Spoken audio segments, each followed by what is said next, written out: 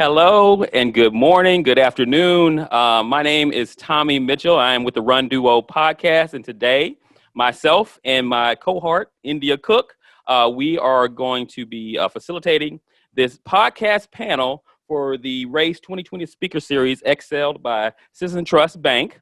How y'all doing today, everybody? Doing fantastic. Hi. Yes.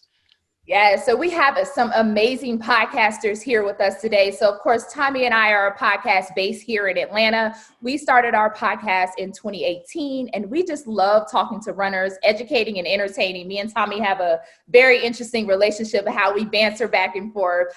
But everyone else here are also podcasters. For us, our podcast, we like to educate, entertain. We talk to very diverse runners from different parts of the world. And we just really want to make running accessible, relatable, and let's talk about it. We talk to casual runners and we also talk to elite runners. So we are really excited to have everyone here today. And for our listeners and viewers here for the expo with the race, we want to be able to give you all a view of some other amazing voices that are out here doing good things in the streets. Now, we want to introduce you or have introductions done for each podcast. So let's start with the person right here to my right, Pilar, the last 10th. Go ahead and introduce yourself. Hello, everyone. My name is Pilar Arthur Sneed. I am the host of the Last 10th podcast, based in upstate New York, about 2 to 3 hours away from New York City, Albany, New York. In case you've never heard of it, we are the capital of the state of New York. The Last 10th podcast is on Anchor, Google Podcasts, Radio Public, you name it, we're on it. All over. All over. I'm everywhere.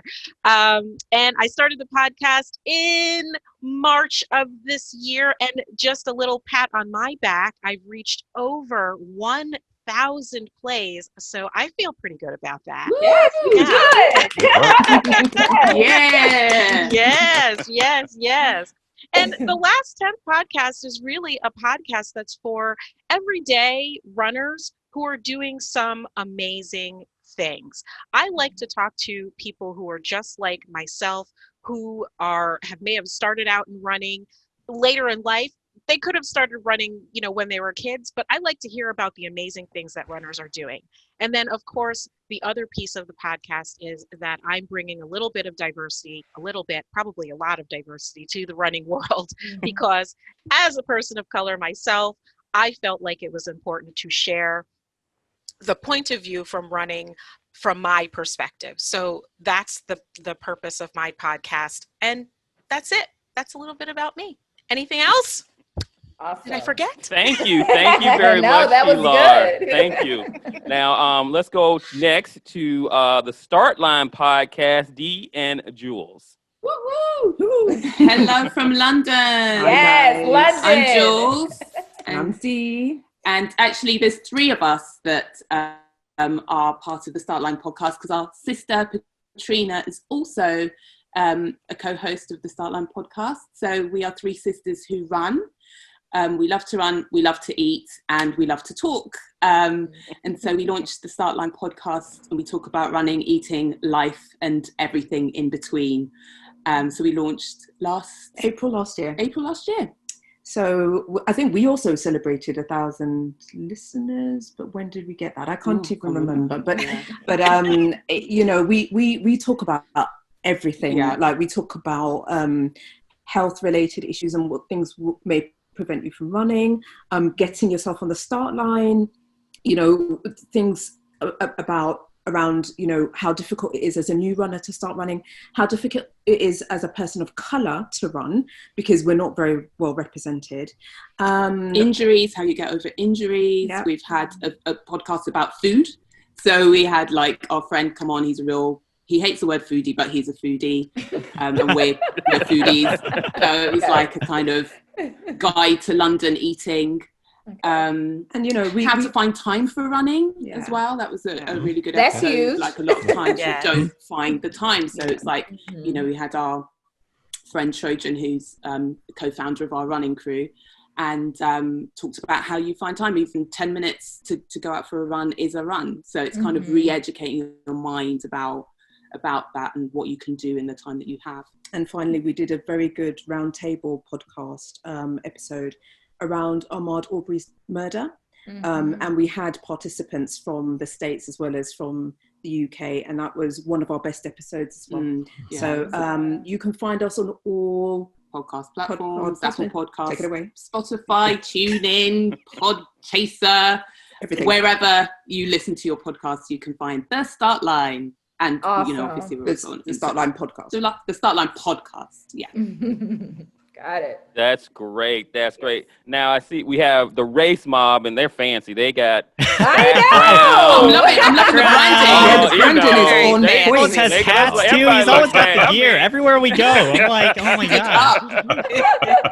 So, Kevin, who wants to do it? Who wants to? I'll start off, and then Okay. I'll hand it off to Coach B. So Okay. we host the Race Mob podcast. We have a social community and social site that helps connect people of all walks of life, and our whole goal is to just, like you said, make running more accessible and make it easy for those who might be nervous about joining a running club. Let them join our club because it's a virtual community. It's online. You can find other people. And Coach B and I will help you along your path and along your journey. So we are also everywhere. We just launched the podcast in July of this year, getting close to about 2,000 downloads now. Yes. So getting close there. That's awesome. Yeah. We host all sorts of guests. We've had president of the RRCA. We've had YouTube stars like Seth James D'Amour. We've had... who else have we had? We had world record holders on, Will Turner, who's a world record holder. And we have everyday folks, people who have lost a lot of weight, who have started late in life, just like Coach B and I have, and have just used running to improve their life over time. And so I'll kick it over to Coach B. We also have, sorry, I should mention this, we have an app, we're on Apple Podcasts, we're on all of the directories. We also just launched a new YouTube channel. So check us out. YouTube? Yeah, on YouTube. Subscribe to our YouTube channel where we give the dirt and dish on the news of the day, as well as our website, racemob.com, where you can join our community as well. And I'll hand it over to Coach B, who's run over 300 races in his life and has gear from every single one pretty much. So every guest that we have on the show, it's like, come on. Putting me on blast. Listen, you have the Full best blast. co-host. The way that he Oh, is yeah. pumping you Blast, up. right? Oh my gosh, if you need a guest for your podcast, this guy right here, the stories Wow. he can tell, the motivation he brings. I mean, this Listen, guy. Kevin, I need you as my hype man, okay? Yeah. Wow. I got to follow that. All right. Yes. All right. Thank you, Kevin. And it's a pleasure to be with all of you today. And as Kevin said, we're just doing our small part in our running community to make it more accessible, and that everyone has a place. Everyone, regardless of your race, and I mean that in many different ways, that the running community at its core is very friendly. And we're just trying to articulate that in blue collar terms, and the relatability and the ability to connect coast to coast, continent to continent, and have fun in the process. Bring a little bit of color and flavor and creativity and realness, that we are approachable, we are accessible, and that we get it, that we're not a bunch of elite runners. We still struggle every day to, find that motivation and then to share what is working for you. That's really important in our running community, and feeling comfortable in sharing your own unique journey. We all have our own unique story, and the ability to give a platform for people to open up and to share and to give that love and support has been profound. So we're having fun. I mean, it is not work for me. It is a labor of love, and I have opportunities like this to expand my fitness family is fantastic. So let's continue to do our part and not ask what should be done in regards to our running community and making it look more like us. What are we doing as running community leaders to push that needle? And I trust that with the collective, we'll be able to do that. Right. Tommy, we've got some good people on this this panel today. And I just want to say thank you to everyone that showed up on the panel today. So let's get it going, India.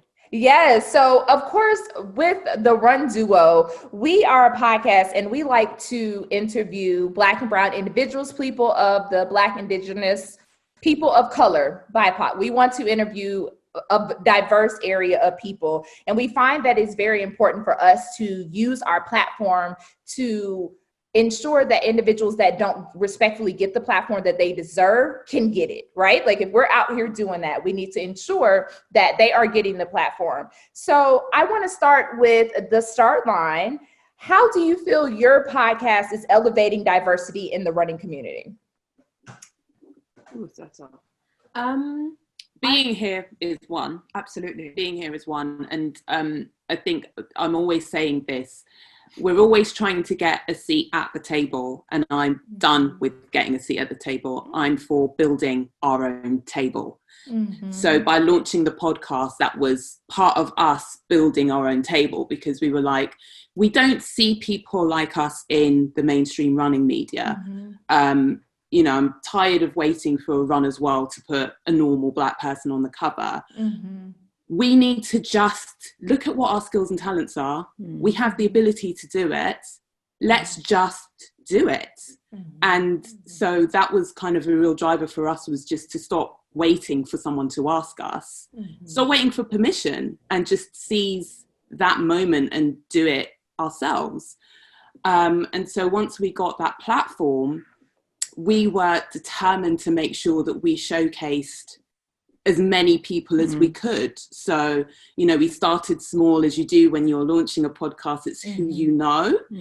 And then we just started to look around, you know, social media and look at runners that we admired, or, you know, accounts that we were like, oh my gosh. So last year, for example, we were doing, it's in October in the UK, we have Black History Month. I think you guys have it in February. And we were doing we thought we wanted to do a Black History Month themed podcast, and in doing that we wanted to kind of look at running and how running is really tied into the Black consciousness, and you know, from running, we were talking about slavery and how you know, you ran to freedom, and so like it is in our DNA is to run either from or to something, to run from captivity or to freedom, whatever. Anyway, we came across Issa Olufemi in BRO during that month. And I said to the girls, guys, look at this running group. They're like absolutely amazing. Look at the work that they're doing. We really have to get these guys on.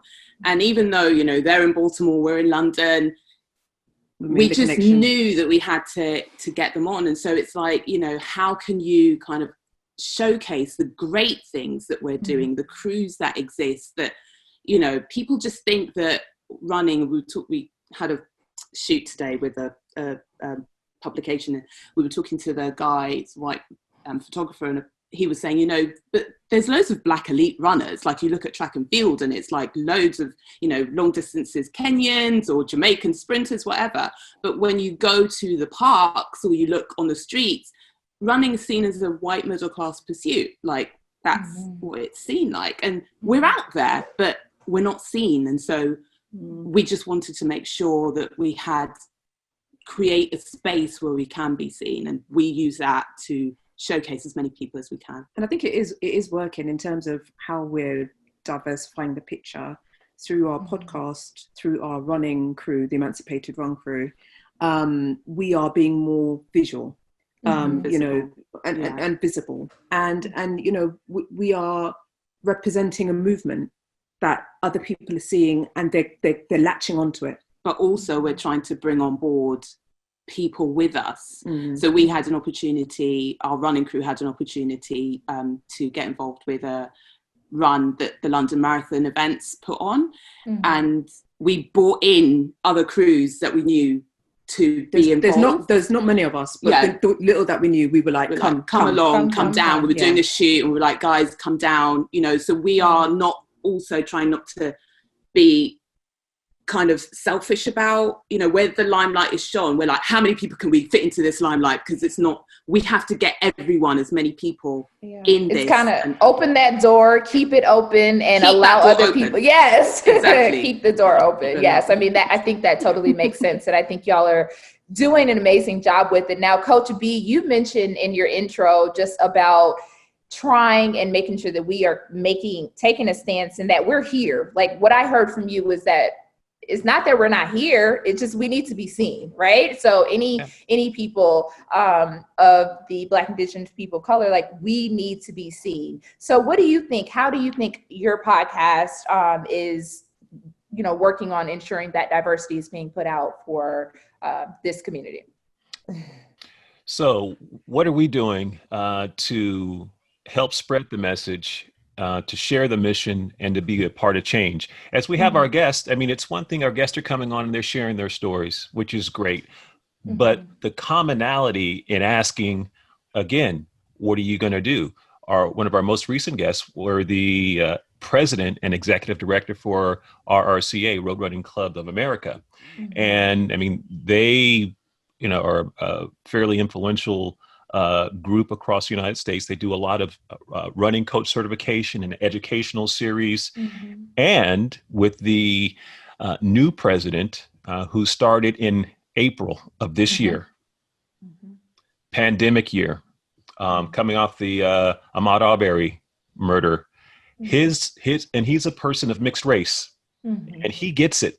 And it was good to see from that level, innately, organically, that he, on his platform, his mission was to reach out to minority-led running groups, to establish entities in the running community of color, and not just have conversation, but they're in the midst, as we speak, in currently revising their bylaws on inclusion, on looking at vacancies on various committees as they come up. Because when you have tenure, you have people that have an established attitude, maybe set in their ways. And, much like our political system, sometimes we need that change and to mix things up, and encouraging the local run clubs to become more active. In some of these cases, these national running organizations, they don't have huge staffs. So they're looking for us here in the trenches to do our part and to be assertive. And sometimes you got to put in the work if you want to see the change. So asking our guests, what are they doing in their own respective space, within their own respective circle of influence, on helping foster change, and us being able to ask those questions as interviewers, and helping hold them accountable to sharpen their message, and not just talk the talk, but walk the walk, or run the run in our case. So yeah, I think that's huge. And as you talk about RRCA, they just did 2 initiatives to have people of color, people of color that are females, to get basically a free availability to become a run coach. Like, it's going to be paid through RRCA, and I just find that is amazing. And I think that we need that. We need more people of color that are in leadership positions, that are coaches out here, and not just the people that are running. Like, we have the ability to do the same thing that other people are doing. We can coach individuals, and we can be amazing just like anyone else. So I think that is awesome. Awesome. Thank you. And so, Derek, how you doing, man? I'm doing fine. I really appreciate you guys so much, just the opportunity to be able to share. My name is Derek Oxley. I'm the host of the Behind the Wheel podcast, a show dedicated to highlighting the accomplishments of ordinary people who are doing extraordinary things within their communities. It started as just like a morning drive, a rant, and then it expanded into being able to invite people on the show like yourself, Tommy, and India, to be able to share their stories, because I thought those, these particular stories were interesting, and to be able to say, hey, there is more to this individual than meets the eye. Then I did 10 miles and I post my thing, and you find out by just inviting someone on the show. And this is pre Zoom call. It wasn't that long ago, but it was still iPhones. It wasn't a flip phone, and I do have an iPhone. It's not a flip phone. So I would say, hey, listen, take your phone, put it in front of you, record yourself, and then send it to me. It was a long, arduous process, but I think it was important enough to have to get the stories out there, to see an individual and hear them share. Like, I have a blog, and you can hear the passion within someone's voice. And just, I want to be able to share what I do with other people to be able to connect with someone else. I think it's important to be able to have those stories out there to be able to hear, because someone they might not be able to connect with me, but say, hey, you know what? I can see myself in Tommy or India and say, yeah, you know what? I want to try this running thing. And that's kind of what led me down the path of starting Behind the Wheel. Okay, so as we move on in the panel now, I do have a question. I'm gonna start this with Pilar, the last 10. Okay. The 3 words that described your running community that you sent me was white, white, white. So truth. and just to let you know, Pilar, I did spend some time in Albany, New York. Really? I did spend some time there. I worked for a mortgage company up there few years ago. I drove a lot to New York City, so but I do understand where you're coming from. But kind of talk to us a little bit about the run community in your area. Yeah, when I started running, so I started running in 2015.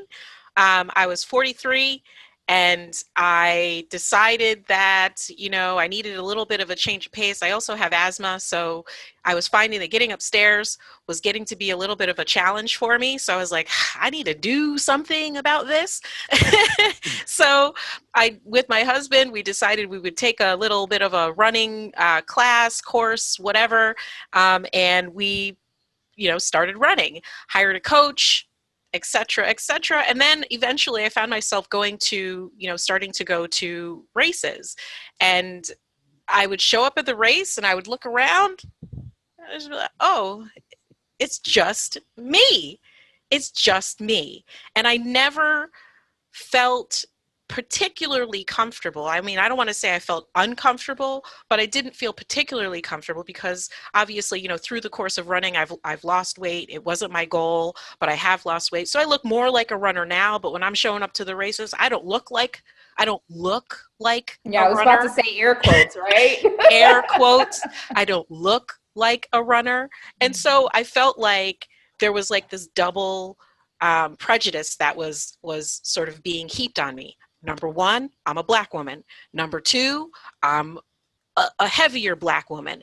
And, so I just felt like people were just kind of like, oh, well, she really just shouldn't be here. And so this is the community. The community that I'm in is made up of fast white guys, tall, skinny, maybe they're blonde. Hey, dude, what's up? Those are the kind of people that are a part of my running community. We do have a Black Girls Run chapter, and I remember the day I was doing something for Girls on the Run. I was mentoring a young girl through Girls on the Run, showed up to that particular race, and I saw this like just Black women running everywhere, and I was just, oh, this is amazing. And I ran like a crazy woman up to this woman. I was like, who are you and what are you doing out here? And that's when I found Black Girls Run. And then I started to feel a little bit more a part of the running community. But it wasn't, in fact, until I ran the New York City Marathon, wearing my New York City Marathon t-shirt. Yes. And that I started to actually virtually get involved in New York City run crews, that I really started to feel like a part of this broader run community, because I started to see that there were more people than just skinny white guys who run really fast and prancy and think that they're great. Okay.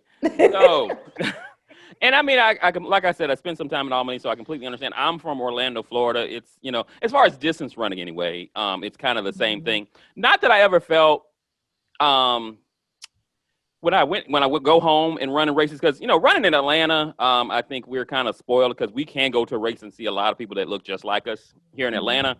But when I go home and run in a race, not that anybody really treats me badly, but it is a different experience. I will definitely grant you that.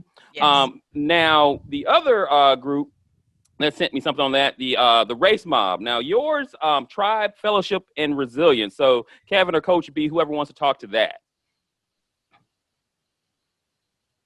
Coach, you want me to talk about it? Or I'll give a little bit of it. I think, one of the reasons I wanted to partner with Coach B so much is because of how warm and how welcoming his group has always been to runners of, every ethnicity, of every shape, of every size, of everyone, right? And they're the ones that always go back out on the course and cheer everybody on, always goes and gives people high fives. And they're always thinking about that new member experience.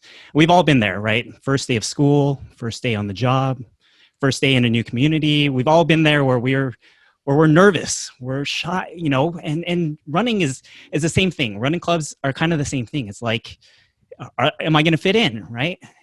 Are they even going to consider me a runner?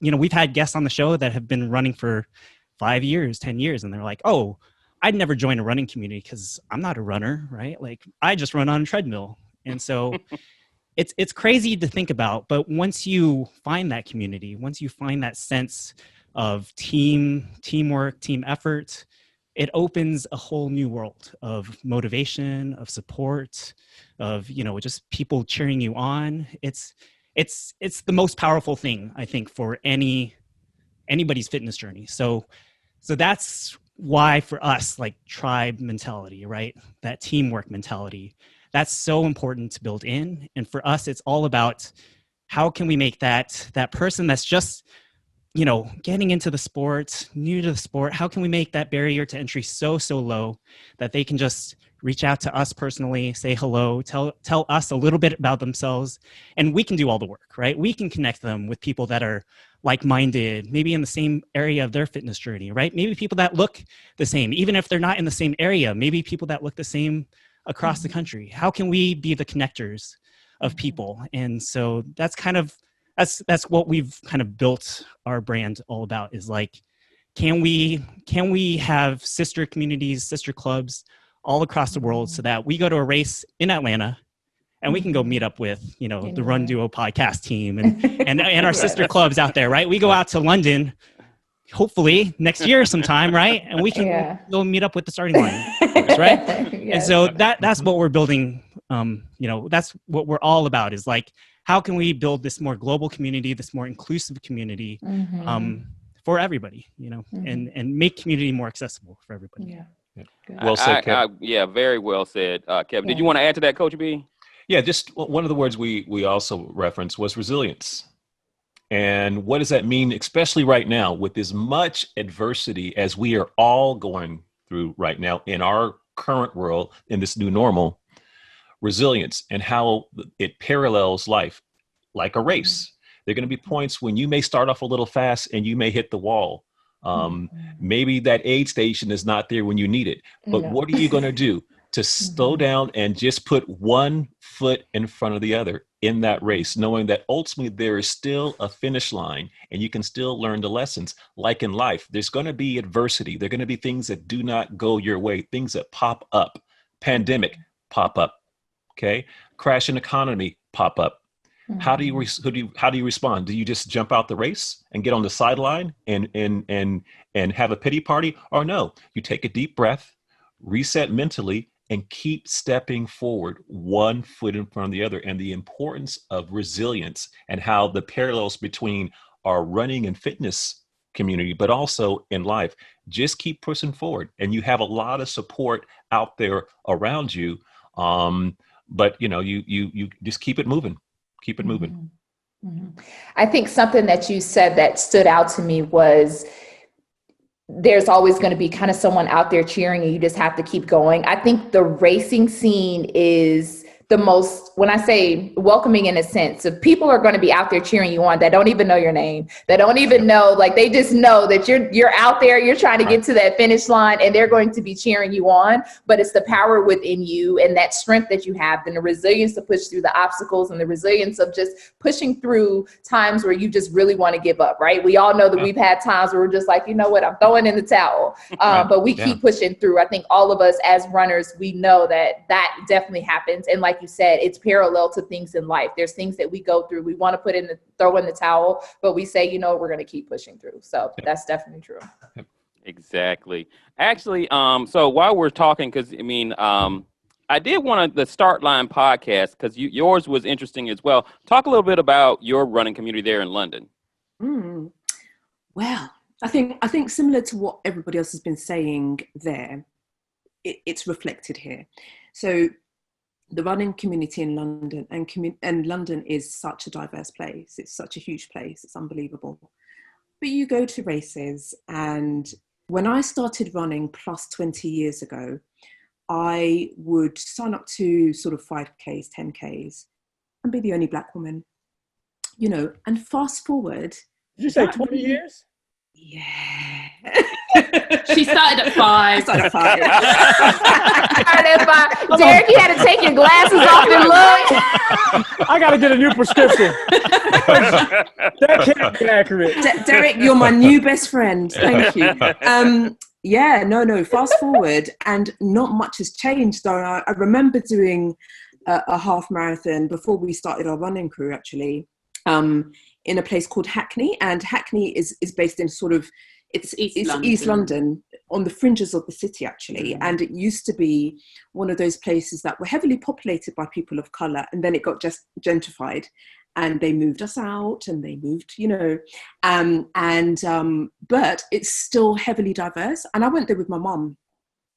I can count on my one hand the amount of people of colour that I saw there. And I remember looking, there were hundreds and hundreds of people there. And I remember looking around and thinking, there's something going wrong with this picture, and it's not as if we're not out there.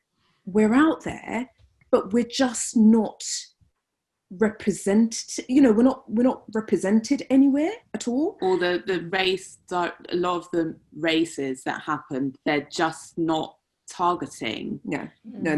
Black runners. So you've got your typical kind of athletic clubs who all sign up en masse, and you see these races. You'll see a race going through Hackney, and as a Black person, it reinforces the fact that you don't belong there. Yeah, because you will see skinny white men and women who look a certain way, and I'm not reflected in that space. And so that's what the marketing looks like. Yeah, and it's deliberate. It is deliberate. So like last year when because our running crew now, we sign up together and we go like en masse to these, and it's such a different experience now. Yeah. But one of our guys in our running crew, he's 50 odds, and we started running with him in park runs, and he was only doing 5Ks, once a week, and now he's doing like 30 miles, smashing it, 40 miles a week.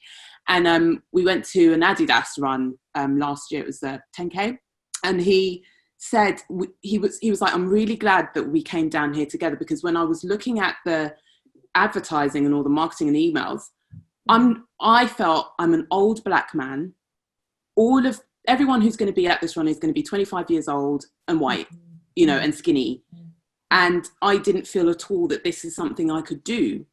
And so, as the Black running crews, that's what we said. I think one of the words we said was that we're disruptors. Like, we want to disrupt that narrative and go to these races and show that we belong, and this is something that we can do, and we are doing, and we're there, and we're going, and we're representing. Definitely. Wonderful. Yeah, that's a great answer. Yeah, something that I think about, Tommy, you mentioned that here in Atlanta, we can go to races and see a lot of us, and it is like we can. It depends upon where it is, but for the most part, it's kind of like you said, you go in masses. Like when we go, I can't go to a race without knowing somebody. Like there's always going to be someone there. However, my thing that I look at is who's in the elite starting line. That's what I start to look at now, right? Because maybe Atlanta may have broken some barriers in regards to getting more people of color out to the runs, but can we break the barrier on what people look like that's towing the line, that's elites, that's trying to make money out of this, right? So for me, I tend to like to have conversations with some of the the people of color that I know that are super fast, that I feel like maybe holding back a little bit. And I'm like, you better get up in the front of that line and you better go get these medals, get the coins, get the, like win. Like you have the ability to win. Don't allow society to downplay what you can do. And just like people that, some of the people that are not individuals that are not people of color, the white people are sweeping first, second, third, getting money, doing this, doing that. We have people that are people of color that can do that just the same. I think we just have to do better with verbally affirming them that they can do that. So, I mean, I think it's twofold. Like, what are we doing to get people of color out in general, but the people of color that are out there, are we doing our absolute best to keep like knocking down the narrative and changing the narrative on what it looks like to be in these races in general, and also sweeping some of these sweeping the races and being first, second, third. True.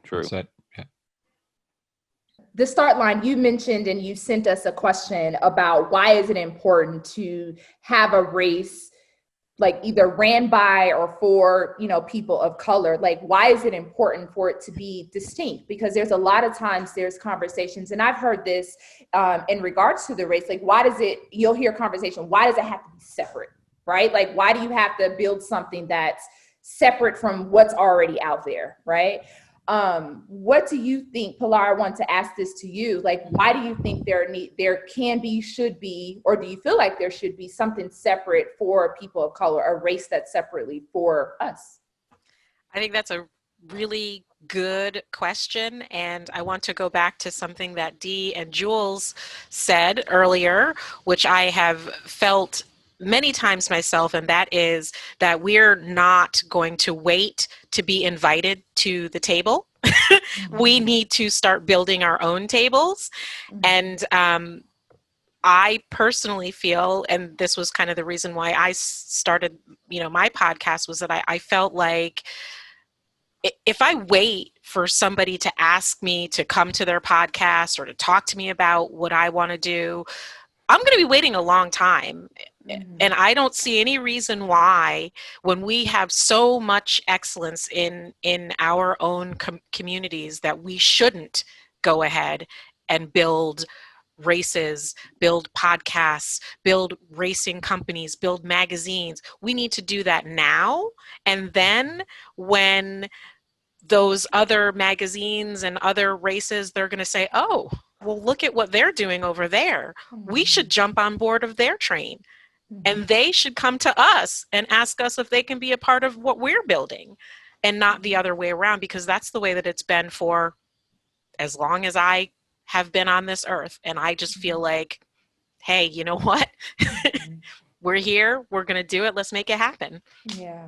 So, Derek, I mean, I think that's definitely true. We have to definitely make our own platforms for that. Derek, I'll ask you the same question. How do you feel, or why do you feel it's important for us, the people of color, to kind of make our own races or have our own stance in these communities? When I think about just running through as an individual through downtown Bridgeport gets a bad rap in Connecticut, predominantly Black.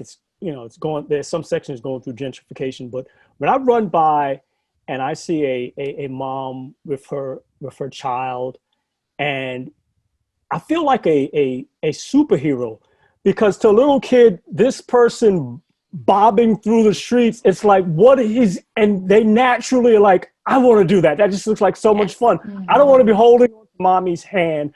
I want to run free. I think it's just something that's in all of us as human beings, to just get out and run. And when you see, and I think about just one person, and I'm an old guy running through the neighborhood. I don't have on short shorts. Well, maybe sometimes I do. I was about to say, you do wear short shorts, Derek. I'm running around in pum shorts in Bridgeport. That might be a little suspect. But anyhow, minus the shorts, just seeing one person out there. And then I think about, if you have an entire race and you see magazines and you see, as a little kid, someone that looks like you, it's empowering. It is like it's infectious. It's like, I want to do that. It just becomes, it's just like an afterthought. It's not even, you're not even thinking about it any longer. It's just like, yeah, I want to go for a run. This is just something that we do. We get up in the morning, we go for a run, we come back in, or in the evening. It's just natural. It's just par for the course. There's so many businesses that can spring out of doing a race, whether all of the other aspects of it, and all that stuff is just sort of like hidden. And you wouldn't know that talking into a microphone could be a business. You mean I can sit down and I can write, I have a thought in my head and I can put it on paper, and that's a business? Like, really? Like, somebody's going to can pay you to do that? You're talking about a product. Now you're talking about an entire race, a race director. This is a thing. Yes, they pay this guy that runs the New York City Roadrunners $500,000, and the majority of people are volunteers. And then you have some people who are getting paid, and then it's male dominated. And I'm thinking, there's something wrong with this picture. And you didn't even want Catherine running the Boston Marathon. Like, her and her boyfriend they wanted to pull her off the course. Right. So I'm like, why? Like, her uterus is going to fall out. No, it's not. Stop. Don't say that. Really? And so there's so much money involved in this, but outside of the money, there's nothing wrong with, and we don't think about it as a business, as an opportunity. Doing something that you love doing, the running, like, how cool is that? The guy that does running shoe reviews for Runner's World, you're writing reviews for a magazine about running. Like, that's your gig. Like, you hit the lottery every day. And to think that's an opportunity. How many kids within the community say, this is just something I enjoy doing. I love talking about running. I like shoes. I like running shoes. And yeah, so I was an addict. It was like, I have an addiction to running shoes. So, and I started running. It was like, I could justify my addiction. I need to, this is going to be for training purposes. I'm going to buy this shoe for training purposes. It's a business. I mean, so you have, when you don't position it like that, and you think about young people out there, it's absolutely, yeah, you need, it's a need. It's mandatory. And some people would like, I heard people were saying, like, why do y'all have to do this thing? Like, what do you mean? Why do you have to do this thing? Because you're not including us. So you're going to wait around. So somebody had this idea, like, yeah, because we're not waiting around. And I get so excited when I think about the opportunities that are there. And just for a young person, yes, a young man, a young lady, somebody who might not be thinking about doing something, but they're fast. They might be all over the place. I think about a young kid who has autism, but he finds an outlet on the field. My son got his education through running. They paid him to go to school to run. Like, how many other kids in high school or in junior high school or in public school, if you start them when they're young, this is an outlet. They're not running from the cops. I mean, not in running. And like, when I tell you I got excited, I'm driving around yesterday and I seen a black guy running, and it was getting late. He had on all black, and part of me was like, dude, why are you out here in all black? And then the other part of my head says, shut up, he's running. He's out there running. And I'm like, when I'm running, I'm in the car, I'm like, yo, how many miles you got today? He had the headphones so he couldn't hear me. I was just so excited. I'm not even thinking. I'm like, there's another black person in Connecticut running. Mm-hmm. It's interesting. It is absolutely necessary. It should be just like, shouldn't even be a question. Right. Like, why did it take so long? Right. Someone wanted to add to how I see the race that's coming up at the beginning of October. Yes. Let's just dial back just a bit. When we're able to get out to movie theaters, and it wasn't too long ago when a movie was launched and we were sitting in that theater, And there was a superhero that looked like us that we got behind. And as we navigated through that journey, Wakanda, okay? And where we felt that, you know what? Right out of respect. Where we felt, you know what? It just spoke to us. Like, look at all of that excellence right there. Where you automatically felt like you belonged, where your roots were, and it just felt right. The vibe was on point. And that's what the race, in many ways, you know, it's just like, wow, this is fantastic. The messaging, the synergy, the creativity, the unity, and just fortunate to be a part of it. So I love the movie and I love the race. So.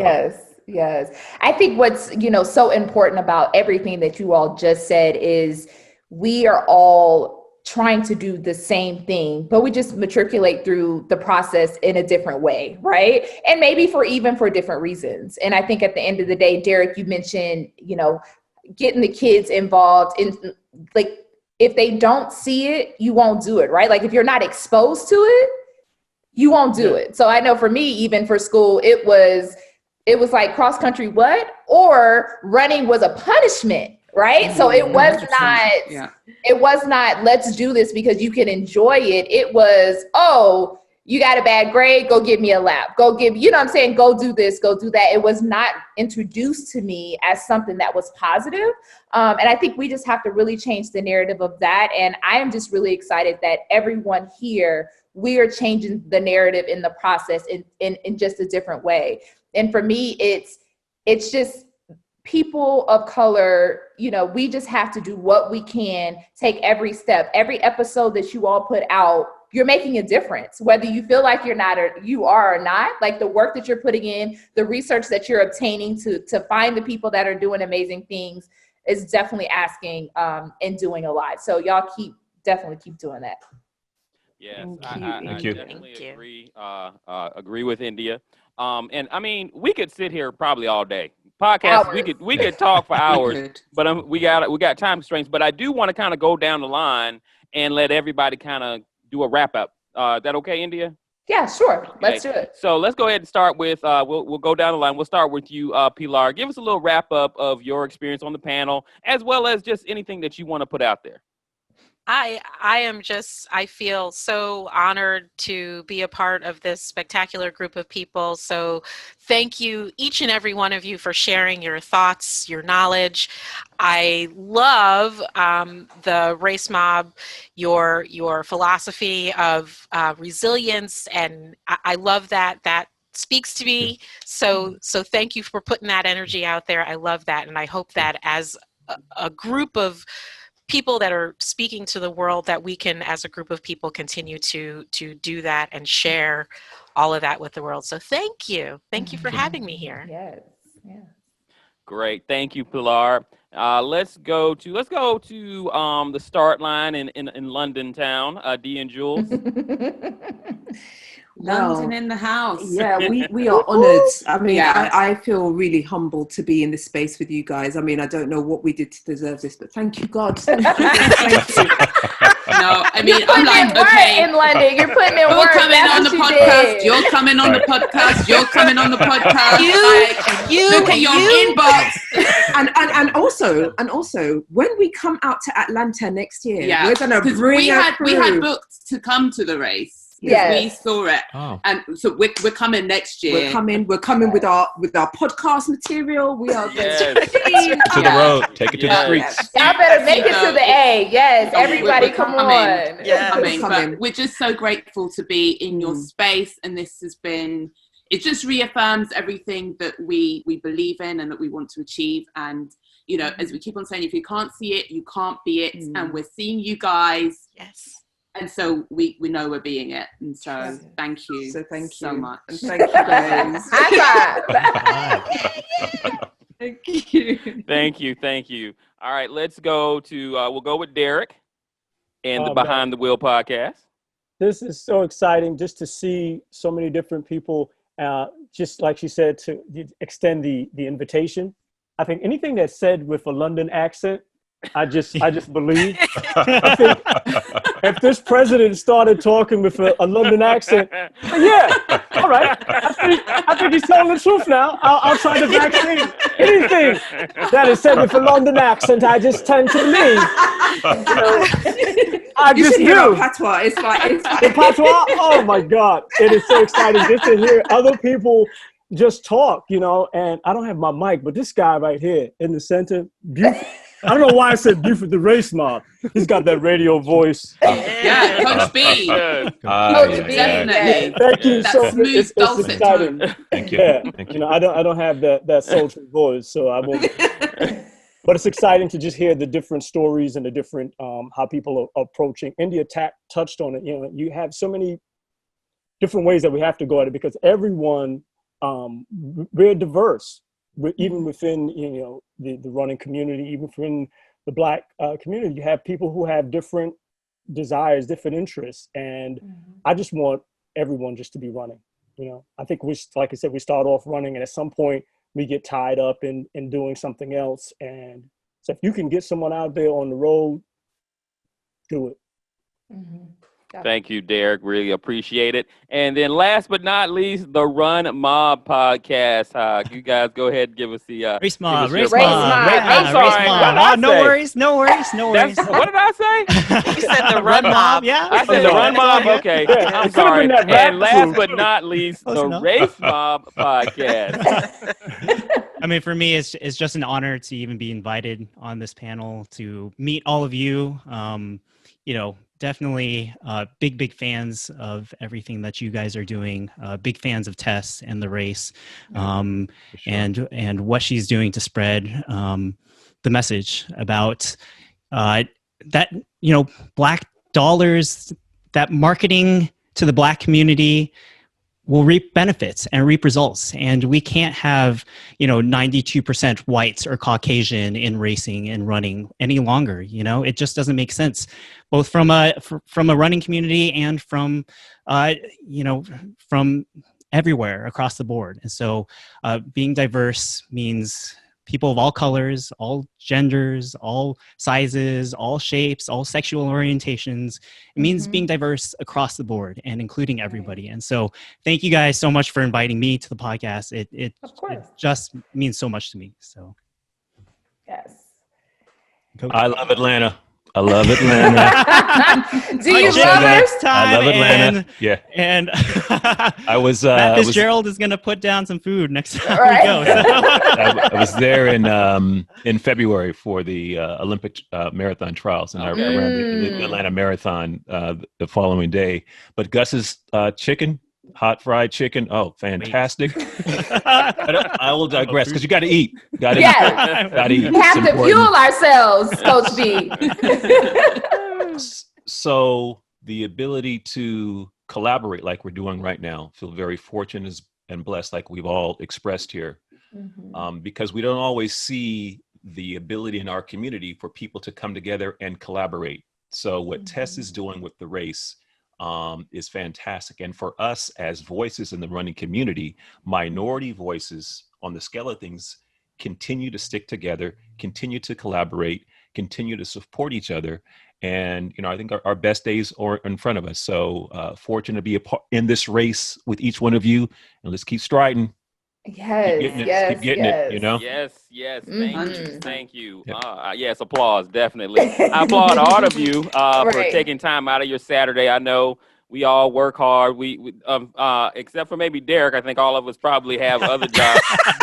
Derek, this is grind. You got the grind shirt. That's his grind. So I need a backdrop. I'm like, I need a backdrop. I'm like, That's all what does Coach that B. say? That's all- You Same. to quit? Oh, that's top. Same.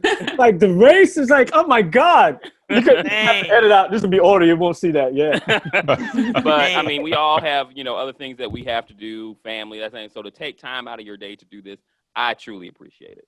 Yes, definitely. And I think for us, from the Run Duo, Tommy and I, we definitely thank you. And obviously, on behalf of the race, and obviously, the speaker series was assailed by Citizen Trust Bank. So we thank everybody for being able to put this on. For all of our listeners and viewers that are out here listening to this panel, we appreciate you all listening as well as viewing us. And don't forget to check out every single podcast that is on here today. Everyone is doing their own thing in their own way, because we understand that people receive content differently, interviewing great people, and just ensuring that we're elevating diverse voices. So we just really want to say thank you for that, and we really appreciate you guys. Yeah. Thanks, guys. Thank you. All right. Thank Bye. you. Thank you. Peace. Peace.